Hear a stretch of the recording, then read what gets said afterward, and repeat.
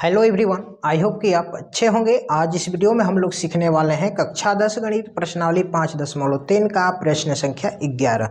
तो देखिए क्वेश्चन दिया है, यदि किसी एपी के प्रथम n पदों का योग 4n माइनस n स्क्वायर है तो इसका प्रथम पद अर्थात s1 क्या है।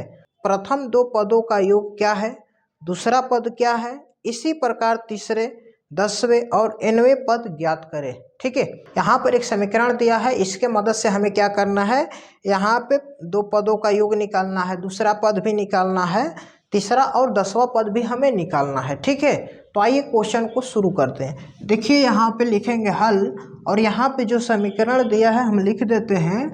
क्या दिया है, एन बराबर दिया है 4n माइनस n स्क्वायर दिया हुआ है। ठीक है जी, क्या दिया है, 4n माइनस n स्क्वायर।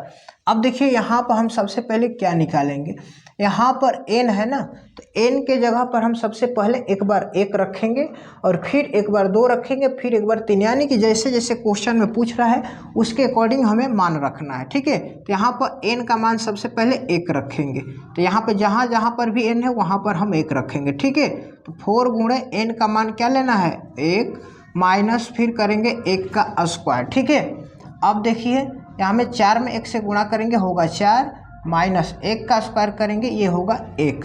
ठीक है, 4 में 1 माइनस करेंगे ये हो जाएगा 3।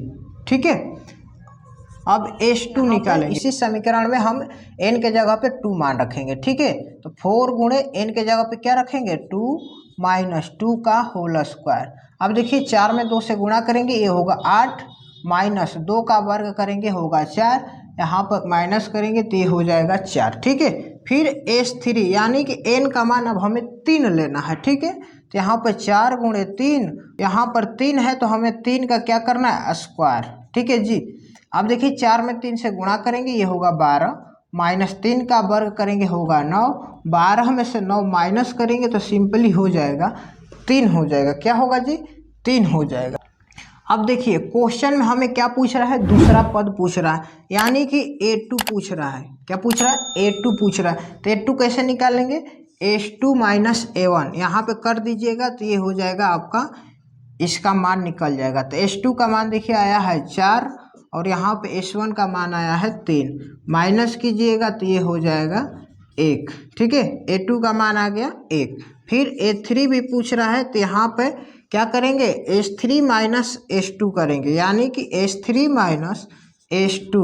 S3 का मान आया है 3, माइनस S2 का मान आया है 4, यहाँ पे माइनस करेंगे तो ये हो जाएगा माइनस का 1 हो जाएगा। ठीक है जी, अब देखिए यहाँ पे अब क्या निकालेंगे, S3 के बाद S9 निकालेंगे। क्या निकालेंगे, S9 निकालेंगे। S9 निकालेंगे तभी तो 10वां पद हम निकाल पाएंगे ना, तो इसके लिए हम S9 निकालेंगे। ठीक है, तो अब देखिए यहाँ पे इस समीकरण में n का मान, n के जगह पे हम 9 रखेंगे, तो यानी कि 4 गुणे 9 माइनस 9 का स्क्वायर। ठीक है, अब 4 में 9 से गुणा करेंगे ये होगा 36, माइनस 9 का स्क्वायर करेंगे ये हो जाएगा 81, माइनस कीजिएगा तो क्या हो जाएगा, 11 में से 6 घटेगा 5, यहाँ पे 7 में से 3 घटेगा ये हो जाएगा 4, यानी कि माइनस का 45 हो जाएगा। ठीक है, अब देखिए फिर एक निकालेंगे S10 बराबर, अब यहाँ पर n के जगह पर हमें 10 मान रखना है, तो यानी कि 4 गुणे 10 माइनस 10 का स्क्वायर। ठीक है जी, 4 में 10 से गुणा करेंगे ये हो जाएगा 40,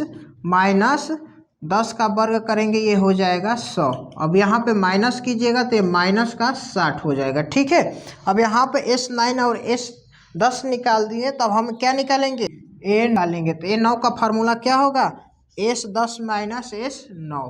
ठीक है, S10 माइनस S9, तो S10 का मान आया है माइनस का 60, माइनस यहाँ पे S9 का मान है क्या, माइनस का 45। अब यहाँ पे माइनस 60 माइनस माइनस हो जाएगा प्लस का 45, अब इसमें से माइनस कीजिएगा तो ये माइनस का 15, यानी कि A9 का मान आ गया माइनस का 15। ठीक है,